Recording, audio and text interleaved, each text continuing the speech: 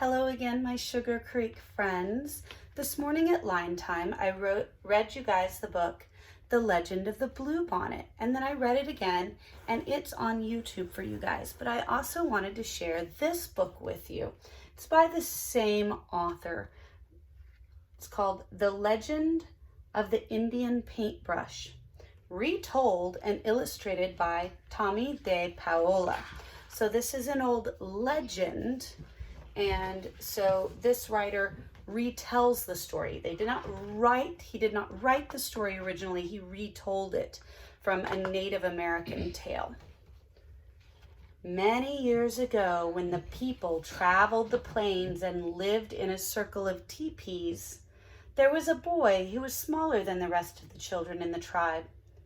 No matter how hard he tried, he couldn't keep up with the other boys, who were always riding, running, shooting their bows, and wrestling to prove their strength.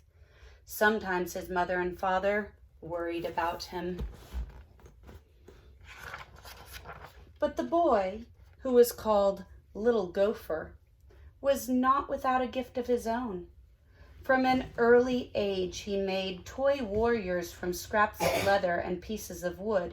He loved to decorate stones with red juices from berries he found in the hills. The wise shaman of the tribe understood that Little Gopher had a gift that was special. "Do not struggle, Little Gopher. Your path will not be the same as the others. They will grow up to be warriors. Your place among the people will be remembered for a different reason." And in a few years, when Little Gopher was older, he went out to the hills alone to think about becoming a man. For this was the custom of the tribe, and it was there that a dream vision came to him. The sky filled with clouds, and out of them came a young Indian maiden and an old grandfather.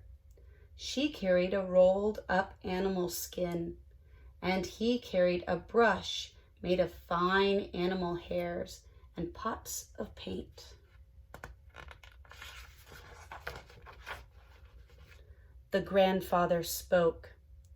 "My son, these are the tools by which you shall become great among your people.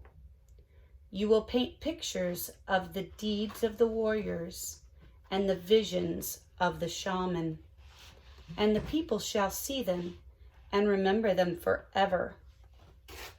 The maiden unrolled a pure white buckskin and placed it on the ground. "Find a buckskin as white as this," she told him. "Keep it, and one day you will paint a picture that is as pure as the colors in the evening sky."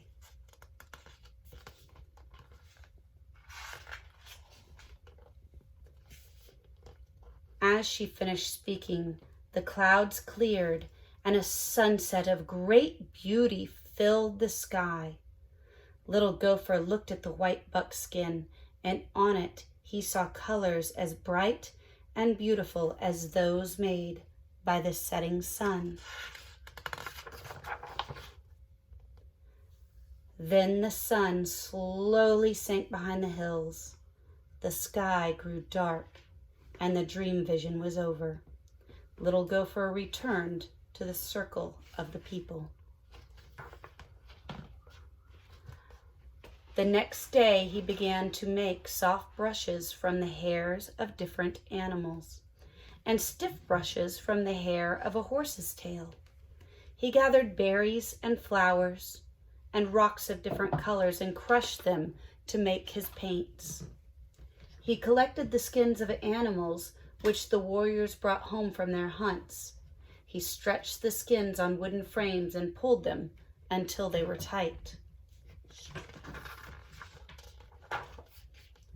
And he began to paint pictures of great hunts, of great deeds, of great visions, so the people would always remember. But even as he painted, Little Gopher sometimes longed to put aside his brushes and ride out with the warriors. But he always remembered his dream vision, and he did not go with them. Many months ago, he had found his pure white buckskin, but it remained empty because he could not find the colors of the sunset. He used the brightest flowers, the reddest berries, and the deepest purples from the rocks, and still his paintings never satisfied him. They looked dull and dark.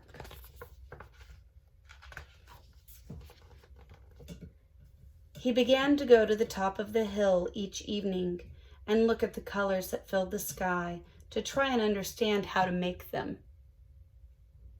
He longed to share the beauty of his dream vision with the people.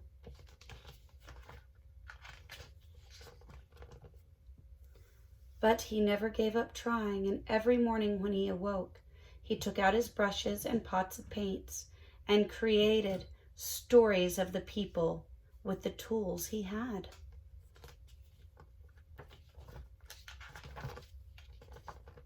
One night, as he lay awake, he heard a voice calling to him. Because you have been faithful to the people and true to your gift, you shall find the colors you are seeking. Tomorrow, take the white buckskin and go to the place where you watched the sun in the evening. There on the ground, you will find what you need.